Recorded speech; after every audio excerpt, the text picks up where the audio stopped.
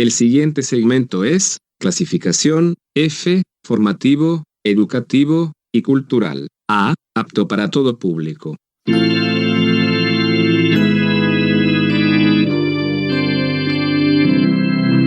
Bienvenido a Hora de Estudio Bíblico con nuestro maestro el Dr. Lehman Strauss. Este estudio es el resultado del tiempo personal con el Señor, el ministerio pastoral y la experiencia en conferencias bíblicas del Dr. Lehman Strauss. Él nos instruye y alienta con la enseñanza de la palabra de Dios. Ahora, el Dr. Strauss. Muchas gracias, queridos amigos, por sus oraciones y muchas gracias por su correspondencia. Es de mucho ánimo para todos nosotros. Muchas gracias también por sintonizar Hora de Estudio Bíblico en esta oportunidad. Antes de avanzar, como ustedes saben, en Filipenses, vamos a considerar otra palabra de nuestro vocabulario bíblico. Es la palabra humildad, la que ahora vamos a tratar. En su sentido original, la palabra significa rebajarse. Pablo testificó a los ancianos de la iglesia en Éfeso y dijo: «Vosotros sabéis cómo me he comportado entre vosotros todo el tiempo, desde el primer día que entré en Asia, sirviendo al Señor con toda humildad». Leemos esas palabras en Hechos 20, 18 y 19. La humildad cristiana es realidad, es ser como Cristo. No me viene a la mente otra cosa en la Biblia que nos describa la humildad de mejor manera que la descripción que Pablo hace en Filipenses 2. De hecho, vamos a llegar a ese texto en nuestro estudio de Filipenses, pero permítanme leerles Filipenses 2:5. «Haya pues en vosotros este mismo sentir que hubo también en Cristo Jesús, el cual siendo en forma de Dios, no estimó el ser igual a Dios como cosa a que aferrarse, sino que se despojó a sí mismo, tomando forma de siervo, hecho semejante a los hombres, y estando en la condición de hombre, se humilló a sí mismo». Entonces, creo que podemos decir que la humildad cristiana es ser como Cristo. Dice Romanos 12:3, «Digo pues, por la gracia que me es dada, a cada cual que está entre vosotros, que no tenga más alto concepto de sí que el que debe tener». Y dice Romanos 12:10, «Prefiriéndoos los unos a los otros». Ahora, no pensemos que humildad significa debilidad. La humildad no es debilidad, sino una muestra de crecimiento espiritual y fortaleza. Es una virtud que debe caracterizar a cada creyente. Por favor, fíjese en Proverbios. Por ejemplo, Proverbios 15:33, Proverbios 18:12, Proverbios 22:4. Creo que en todos estos versículos encontrará la importancia de esta hermosa característica de la humildad. Bueno, muy bien, mis amigos, que el Señor nos ayude cada día a ser personas humildes. Hace unos años atrás, en una conferencia bíblica en Nueva York, uno de los oradores dijo en una oportunidad: ¿alguna vez notó la diferencia entre el Dr. Ironside y nosotros? Nosotros oramos: Señor, manténnos humildes. Eso es asumir que ya somos humildes. Y cuando pensamos que somos humildes, entonces ya estamos siendo orgullosos. Como dijo alguien: estoy tan orgulloso de ser tan humilde. Algunas personas están orgullosas de su humildad. El Dr. Ironside no oraba así. Bueno, la humildad es ser como Cristo. Y eso puesto en la práctica. Y creo que nosotros, los creyentes, la necesitamos. Muy bien, esa fue la palabra de nuestro vocabulario hoy, humildad. En nuestro próximo programa vamos a ver otra palabra, pero quedémonos pensando en esa gran palabra, humildad. Bueno, antes de comenzar con nuestro estudio en Filipenses, y estamos allí concluyendo el capítulo 1 y entrando al capítulo 2, antes vamos a orar. Amado Padre, te agradecemos en este día por el privilegio de ir a tu palabra. Nunca vamos a dejar de agradecerte por la efectividad de tu palabra en nuestras vidas. Cómo nos salvó y nos sacó de las tinieblas a tu luz admirable, cómo trae luz a nuestro camino, a este camino lleno de confusión que es nuestra vida en el mundo actual. Tu palabra nos da luz y es lumbrera a nuestro camino. Te agradecemos, Dios, por tu palabra, la Biblia, y te agradecemos, Padre, por haber enviado al Espíritu Santo para que sea nuestro enseñador, nuestro instructor y nuestro guía.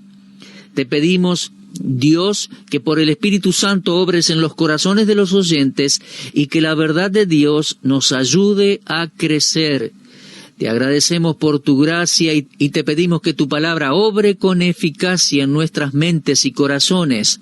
Una vez más, Padre, te pedimos por los que están enfermos, por los ancianos, los que están en asilos, en hospitales, que pueda ser de bendición el programa de estudio bíblico. Dios, ten misericordia de ellos.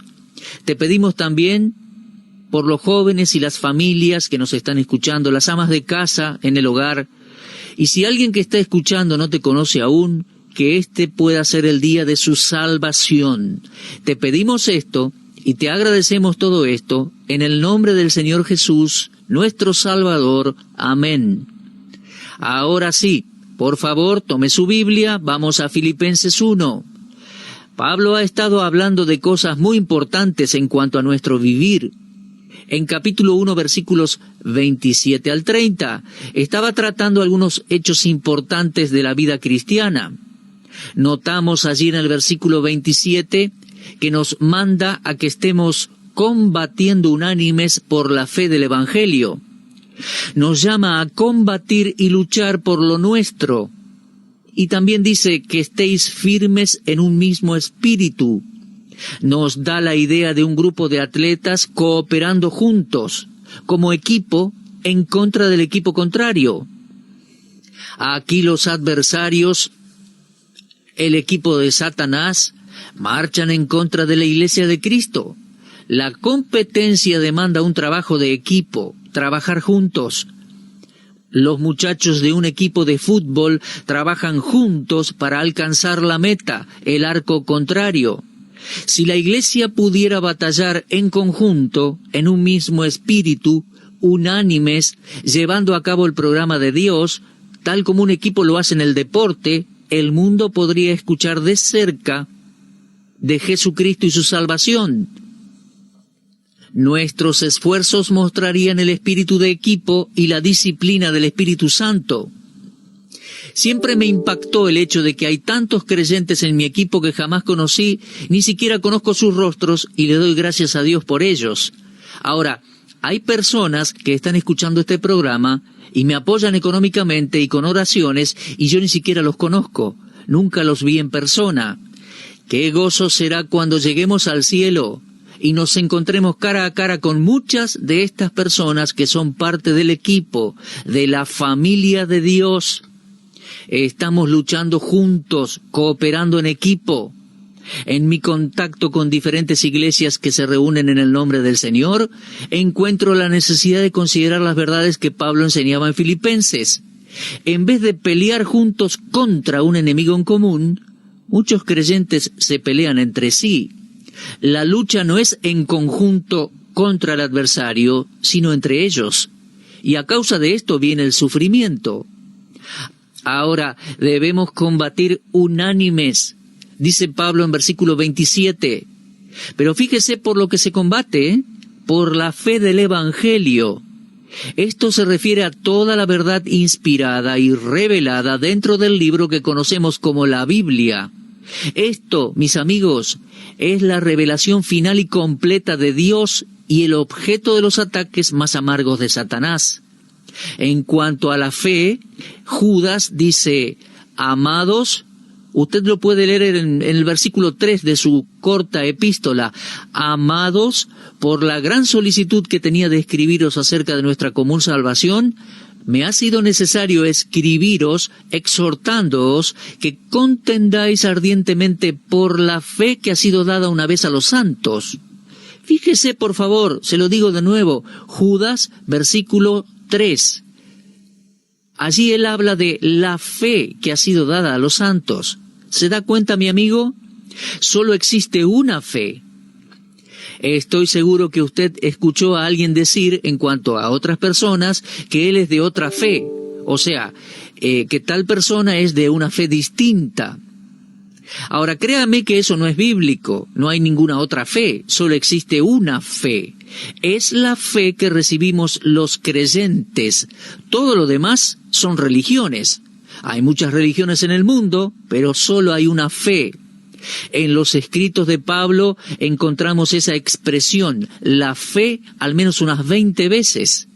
Tenemos que combatir por la fe, mis queridos, el sistema cristiano de verdad y de enseñanza. Este programa propaga y preserva la fe, y estamos hablando de la fe histórica cristiana. En este tiempo en que la gente se está alejando de la fe, nosotros debemos cuidar la unidad en el espíritu para poder así, unidos, proclamar el Evangelio. Este objetivo es muy importante. Uno puede llegar a la conclusión que los cristianos no permitirían que nada en absoluto prevenga la unidad. Como la unidad nos asegura la fortaleza, debemos unirnos para poder avanzar en victoria. Debemos orar unos por otros, orar por los inconversos, juntar nuestras fuerzas para poder esparcir el Evangelio de la gracia de Dios. Ahora, tal función requiere denuedo, valentía, coraje. Pablo continúa su pedido en el versículo 28. Y estoy allí en Filipenses 1:28, y dice, en nada intimidados por los que se oponen, que para ellos ciertamente es indicio de perdición, mas para vosotros de salvación, y esto de Dios. Este poderoso siervo de Dios, en cadenas, en una prisión romana, estaba exhortando a los creyentes a que no permitan que los adversarios los intimiden. Me encanta ese desafío. Ahora, yo no soy un luchador por naturaleza, pero le agradezco a Dios por el desafío de este versículo. Nuestro esfuerzo y defensa en conjunto por la fe del Evangelio demuestra a los enemigos de Cristo lo inútil de sus esfuerzos al oponerse a Cristo. Por otro lado, la unidad y la determinación del creyente los convence a ellos de que Dios nos da la victoria. Si perseveramos, seremos preservados para continuar la batalla y llegar a un glorioso triunfo. Nunca tenga miedo de los enemigos del Evangelio. Primera de Juan 4:4 dice, mayor es el que está en vosotros que el que está en el mundo. La determinación del Evangelio incomoda al enemigo. Así que el llamado aquí a combatir unánimes por la fe del Evangelio y en nada intimidados por los que se oponen es un desafío. Yo lo acepto como que proviene de Dios y le pido a Dios que me dé más coraje y valor para serle fiel más allá de lo que el enemigo quiera hacernos. Ahora, hay otro pedido, un llamado a sufrir. Pablo concluye recordándonos que el llamamiento de Dios es a sufrir. Léalo con cuidado, por favor, allí en Filipenses 1:29. Porque a vosotros os es concedido a causa de Cristo, no solo que creáis en Él, sino también que padezcáis por Él. Este versículo simplemente nos dice que se nos ha dado el privilegio de sufrir por Cristo. Usted dirá, ¿el privilegio? Sí, creo que es un privilegio el de ser llamados a sufrir por Cristo. Yo he tenido algunos momentos difíciles en mi vida, pero nunca se trató de un sufrimiento o persecución como el que muchos cristianos han padecido a través de la historia. Ahora, sabemos que no es posible para un inconverso compartir los sufrimientos del Señor, pero nosotros, los creyentes, podemos padecer por su causa. Fe en Cristo y sufrir por Cristo muchas veces son experiencias inseparables. El hecho de que un hombre se identifique con el Señor Jesús va a resultar en que sufra por su Señor. Jesucristo dijo así, si a mí me han perseguido, también a vosotros os perseguirán. Y lo leemos en Juan 15:20. La palabra testigo da la idea de un mártir. En Hechos 1:8, el Señor Jesús dijo: «Pero recibiréis poder cuando haya venido sobre vosotros el Espíritu Santo, y me seréis testigos en Jerusalén, en toda Judea, en Samaria y hasta lo último de la tierra». Y cada persona en aquellos días de la iglesia de los primeros tiempos, cada persona que entendía el griego supo que en el momento en que se identificaban con el Señor Jesucristo, quedaban expuestos a la persecución y probablemente al martirio. Porque en el griego, testigo es mártir. Ahora, no todos los creyentes son llamados a sufrir, y pocos creyentes pasan a ser mártires por Cristo. Pero lo que quiero resaltar es que la idea del martirio está relacionada al significado, a la etimología de la palabra testigo. Entonces, en los primeros años de la iglesia, cada hombre o mujer que pasaba a ser un hijo de Dios, que nacía de nuevo, se identificaba con el Señor Jesucristo, y esas personas sabían que se estaban exponiendo a la persecución y al sufrimiento. Pablo escribió luego en 2 Timoteo 3:12, «También todos los que quieran vivir piadosamente en Cristo Jesús padecerán persecución». Ahora bien, en la actualidad es todo muy distinto. El creyente ahora tiene un lugar en la iglesia a donde puede sentarse con comodidad. Pero mis amigos, cuando el Hijo de Dios toma su lugar en la batalla contra el mal, el diablo va a asegurarse de que tenga suficiente oposición. Pablo hablaba de tales sufrimientos como un favor dado por Dios. Ahora, nos podemos preguntar, ¿un favor dado por Dios? Sí, porque a vosotros os es concedido a causa de Cristo, no solo que creáis en Él, sino también que padezcáis por Él. La salvación es un regalo, y dice, usted conoce el versículo, porque de tal manera amó Dios al mundo que ha dado a su Hijo. El Señor Jesucristo, nuestro Salvador, es el regalo de Dios para nosotros. Ahora, si nosotros aceptamos el regalo del Salvador, aceptamos el regalo de la salvación.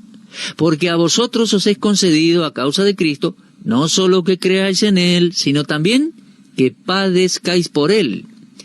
En realidad es parte de la gracia de Dios derramada en cada creyente, ser llamados a compartir los sufrimientos de Cristo. Los apóstoles se dieron cuenta de eso en Hechos 5:41, cuando ellos salieron de la presencia del concilio, gozosos de haber sido tenidos por dignos de padecer afrenta por causa del nombre de Cristo. Pero comparado con los tiempos de la iglesia allá en los primeros días, el sufrimiento hoy en día tiene un significado diferente. Lo que quiero decir es, sufrir hoy no implica tormento corporal o ir a la cárcel, morir de hambre o ser torturado, pero tenga en cuenta que siempre habrá un precio que pagar cuando uno se identifica públicamente y sinceramente con el Señor Jesucristo.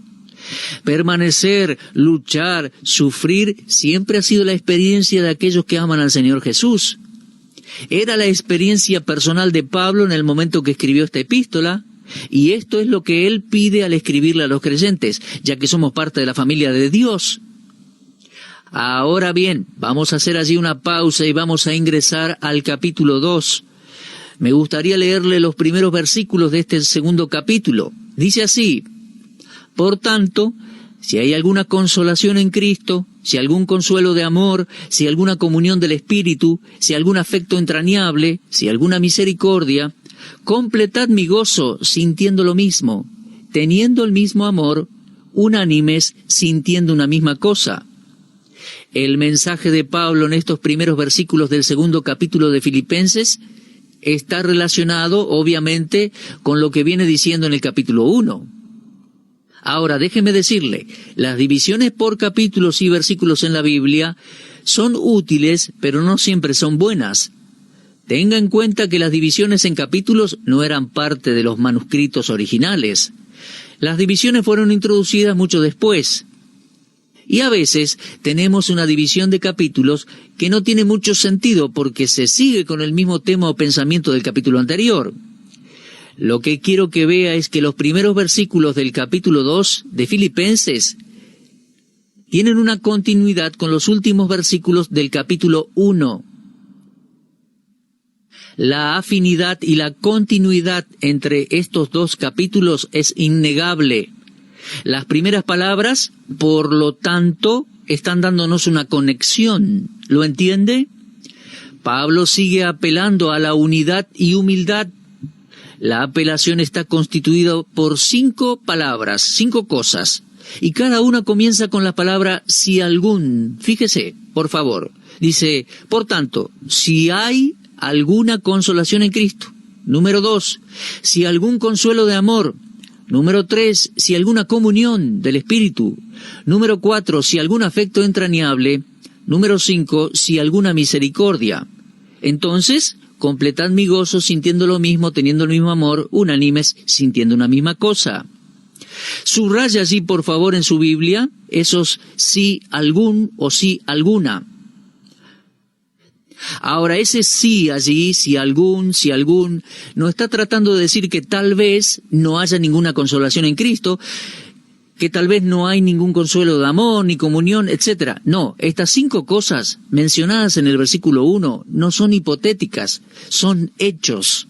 La palabra sí puede traducirse como o a la vista del hecho. La base de la apelación de Pablo por unidad entre estos creyentes tiene 4 partes. ¿Vamos a verlas? Primero, tenemos la consolación. En segundo lugar, tenemos el consuelo.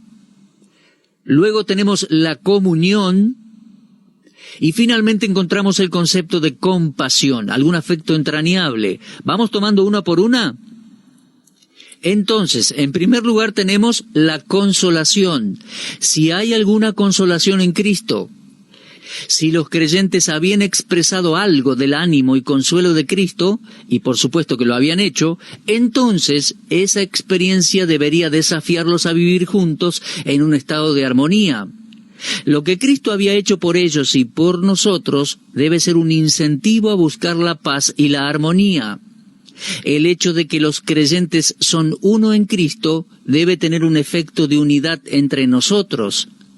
En el cuerpo de Cristo no debe haber lugar para divisiones, grupitos, exclusivismo, no.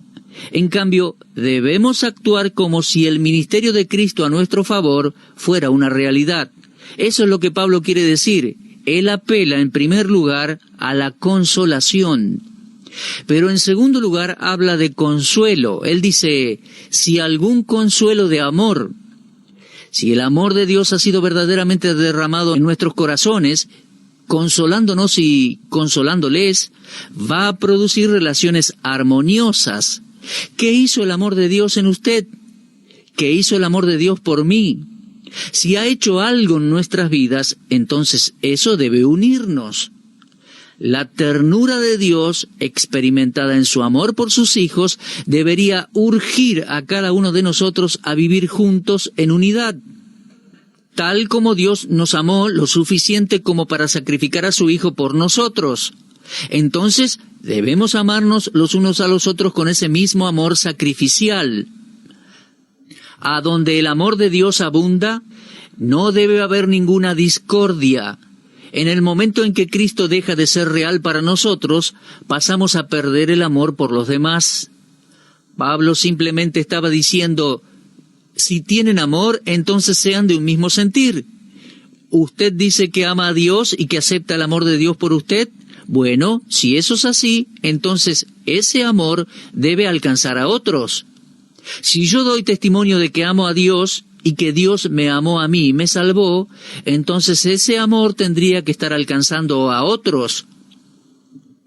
Entonces, en primer lugar tenemos la consolación, en segundo lugar el consuelo y luego la comunión. Dice, si alguna comunión del Espíritu. Como creyentes, seguro que sabían algo en cuanto a la comunión del Espíritu. Ahora, ellos tenían que estar dispuestos a caminar en la comunión del Espíritu, no en egoísmos y en orgullos.